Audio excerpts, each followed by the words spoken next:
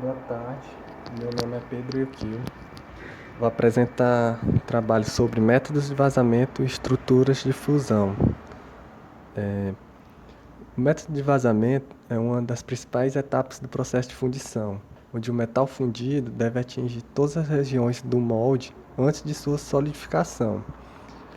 Alguns fatores podem afetar a operação de vazamento, como por exemplo a temperatura do metal durante o processo de escoamento, a velocidade de vazamento e a turbulência. A temperatura de vazamento deve ser bem executada seguindo as normas do projeto, pois caso a temperatura seja baixa, pode ocorrer do metal se solidificar sem preencher toda a cavidade do molde. E o contrário, se a temperatura de vazamento for muito alta, pode acabar gerando bolhas e porosidades, e assim aumentando também a energia empregada na produção. Já quanto à velocidade de vazamento, ela contribui para o resultado final da peça, pois se a taxa de escoamento for muito alta, vai causar turbulência, que por sua vez degrada a superfície do molde, devido ao impacto. E se a vazão for baixa demais, o metal pode parar de fluir e não completar a cavidade do molde. Aqui são os principais métodos de vazamento, que é vazamento por gravidade, vazamento em coquilhas rotativas e vazamento por baixa pressão. Bom, o vazamento por gravidade ele pode ser dividido em duas categorias, que é o vazamento estático e o vazamento inclinável.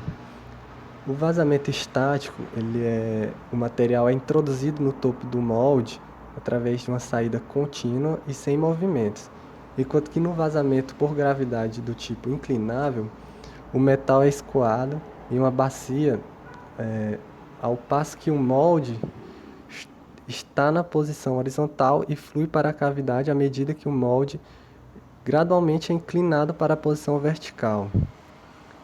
Uma das vantagens desse tipo de vazamento é que o ar presente no interior da coquilha ele é removido através dos canais alimentadores,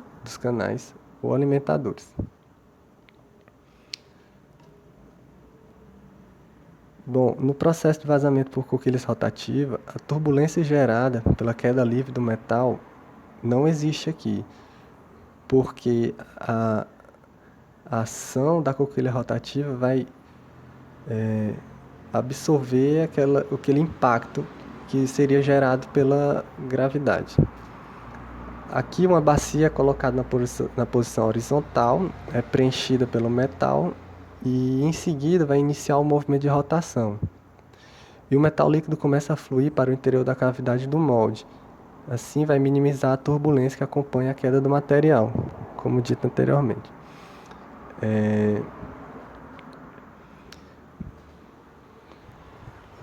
Aqui deve-se atentar aos parâmetros também, como baixa e alta velocidade de vazamento do processo. Caso a velocidade de rotação seja muito baixa, pode ocorrer do congelamento do fluxo do metal, fazendo com que falte metal nas regiões marginais da peça. E se a velocidade de rotação for elevada demais, pode levar à turbulência do procedimento e à perca na qualidade. Também escolha um plano de... a escolha do plano de partida deve ser correta para manter a melhor qualidade da peça e do molde. Se o molde estiver em uma posição bastante inclinada, o metal entrará em suas cavidades com bastante instabilidade e influência da gravidade. Pode gerar peças com pouca qualidade. Se o molde estiver na posição horizontal, no momento do início do escoamento, vai acabar afetando a fluidez para as áreas marginais do molde.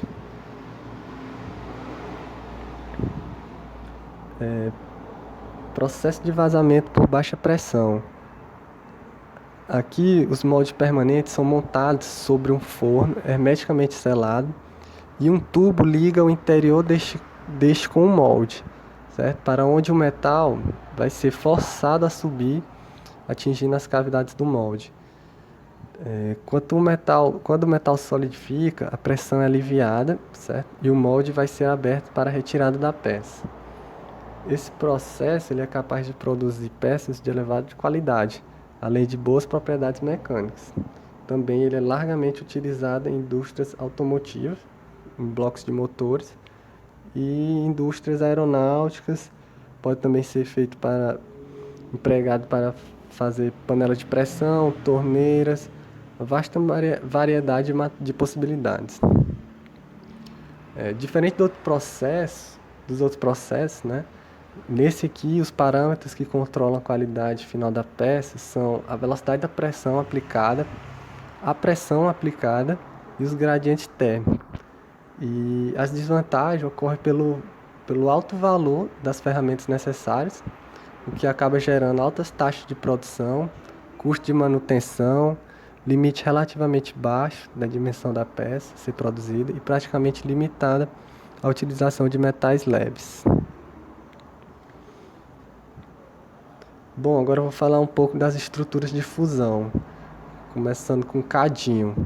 O cadinho consiste num recipiente construído de material refratário, né, argila, grafite, que são usados dentro de uma camada de revestimento também refratário, equipado com um sistema de aquecimento por meio de carvão, gás, óleo, petróleo.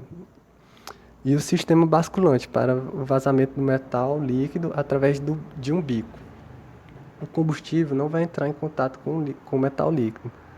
Normalmente esse metal ele é vazado pelos cais, né, ou o cadinho contendo um metal líquido é removido da camada revestida e transportado para a operação de preenchimento dos moldes.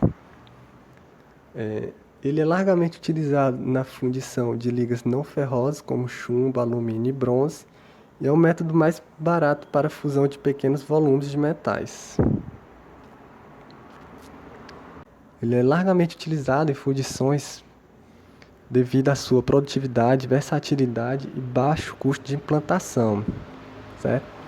Ele geralmente é utilizado ferro gusa, sucata de ferro, e ele é basicamente um forno vertical cercado por um aço e revestido por material refratário.